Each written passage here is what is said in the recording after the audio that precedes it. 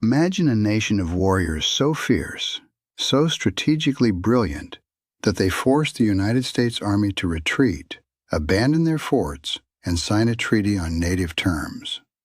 That actually happened, and the people who pulled it off were the Lakota, a nation that had itself been driven from its homeland just a century before.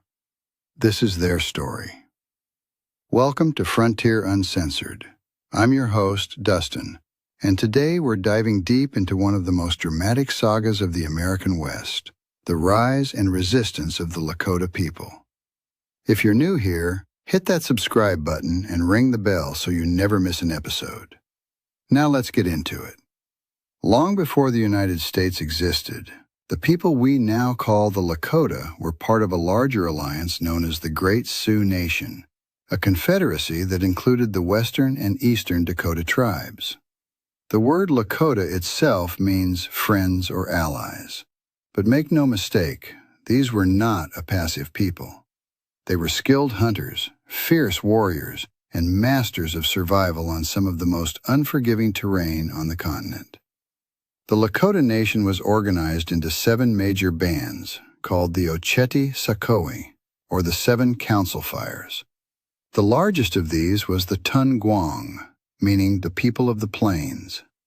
Within that group, the most prominent sub-band was the Oglala, who the United States government would later officially recognize as the Oglala Sioux tribe.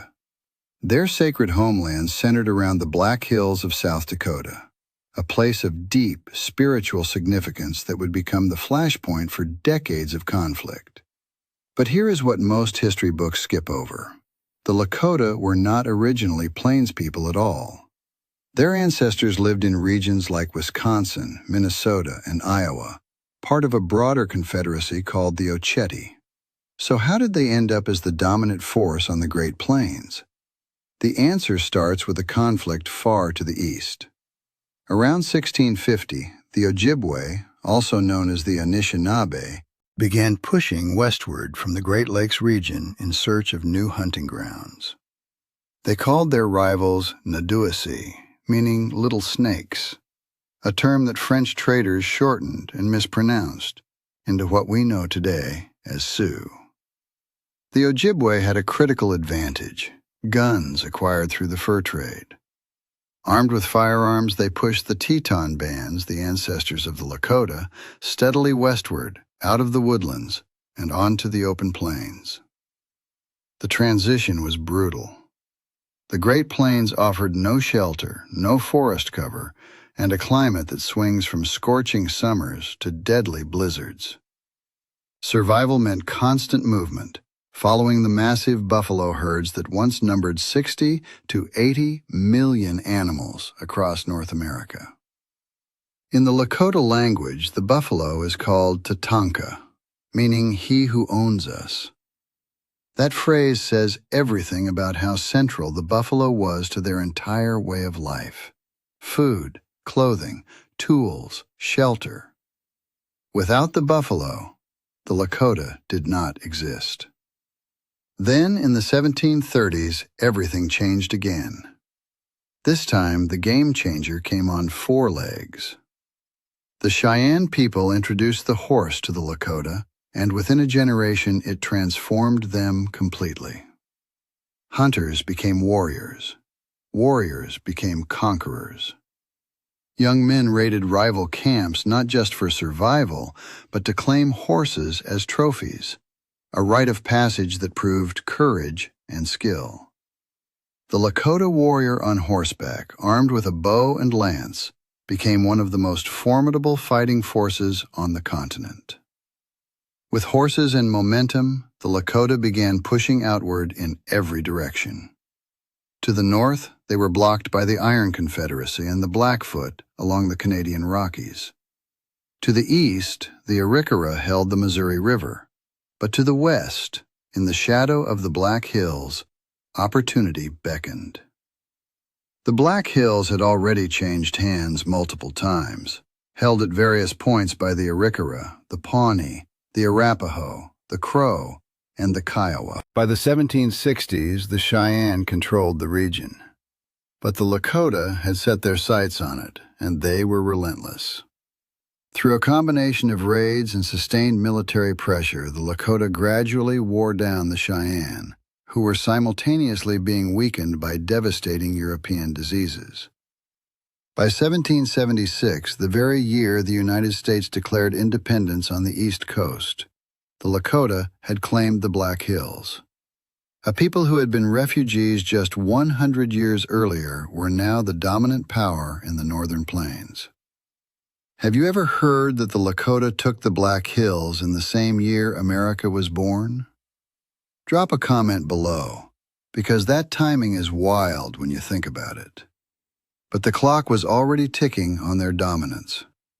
In 1803, Napoleon sold the Louisiana Territory to the United States, a massive land deal that put American ambitions directly on a collision course with Lakota territory. The first face-to-face meeting came in 1804, when explorers Lewis and Clark entered Lakota lands. The encounter started with tension and ended with mutual contempt. William Clark wrote dismissively of the Lakota in terms that revealed exactly how the United States government viewed indigenous peoples.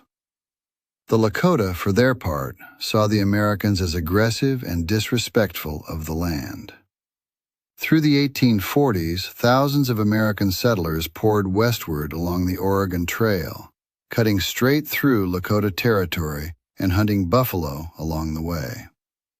By 1845, the U.S. Army was sending soldiers into the region to intimidate the Lakota into allowing safe passage. Red Cloud and his warriors were not impressed. The Americans wanted a confrontation, but they were tied up in a war with Mexico, so an uneasy standoff held, for now. In 1851, the U.S. government attempted diplomacy.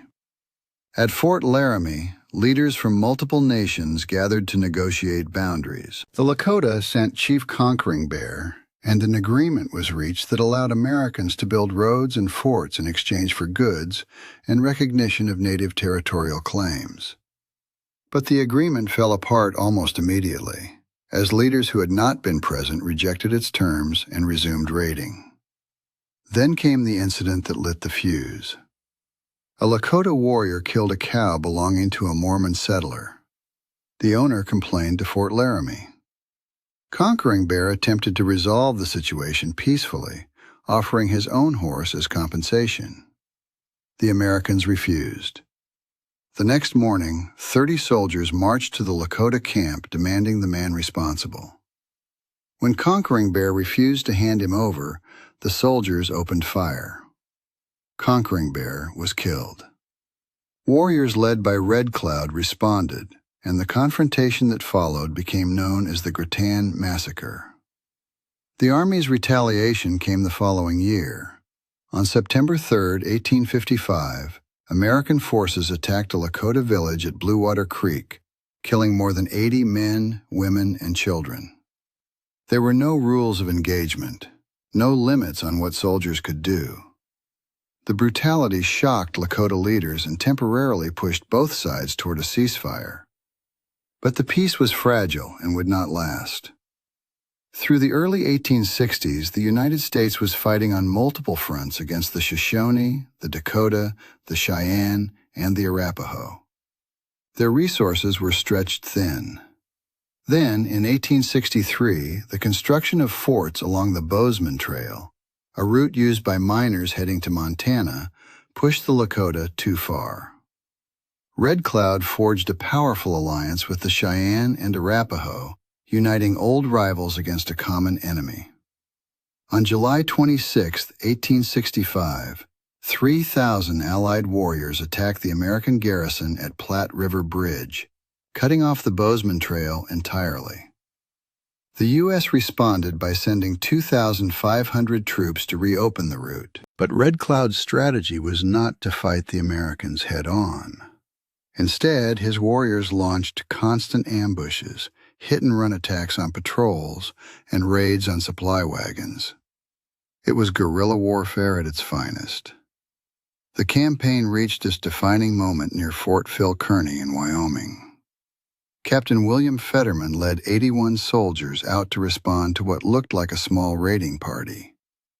It was a trap. Crazy Horse had lured them perfectly into a killing ground surrounded by hundreds of Lakota warriors.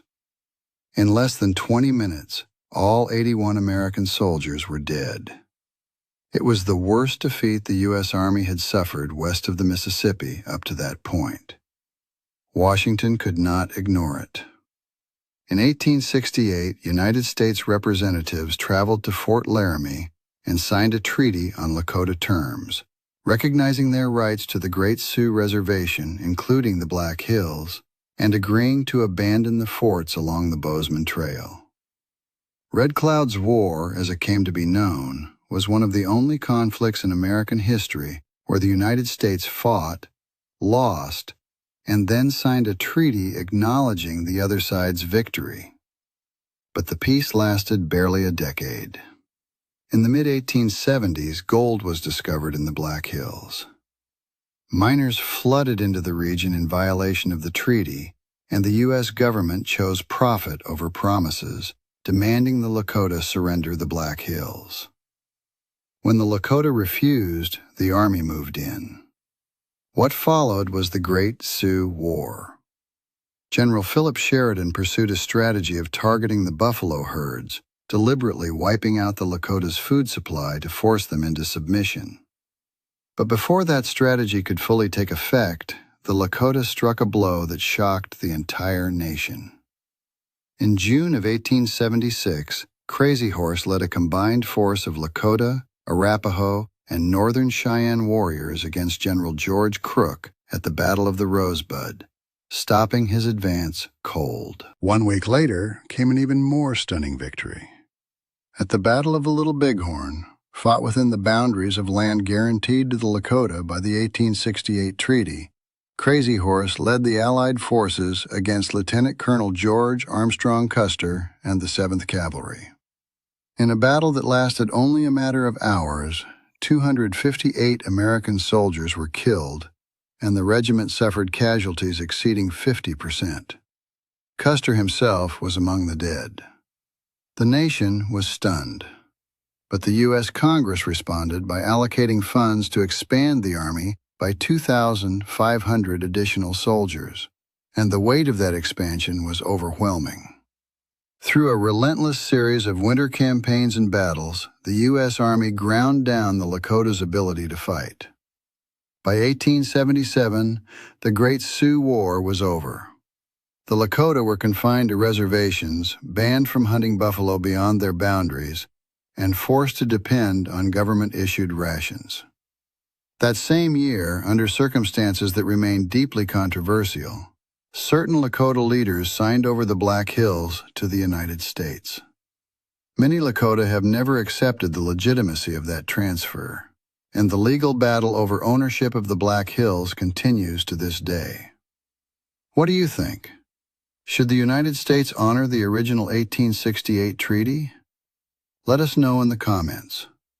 It is a conversation that is still very much alive. Despite everything, the Lakota people endured. Their population, estimated at around 8,500 in 1805, actually grew through the 19th century, reaching over 16,000 by the end of it, one of the very few Native American nations to see population growth during that era. By 2010, more than 170,000 people identified as Lakota, though only about 2,000 still spoke the language fluently. The story of the Lakota is not simply a story of defeat. It is a story of a people who adapted from woodland refugees to plains warriors, who built alliances across old rivalries, who forced the most powerful government in North America to retreat and sign a treaty on their terms, and who survived everything that followed with their identity and spirit intact. Red Cloud, Crazy Horse, Sitting Bull. These are not just names in a history book. They are men who fought for something real and whose legacy still shapes the American West. That is the Lakota story, and it is one that every student of the frontier needs to know. Thanks for watching Frontier Uncensored. If this episode taught you something new, hit the like button, leave a comment, and subscribe so you do not miss what is coming next. History out here does not pull its punches, and neither do we.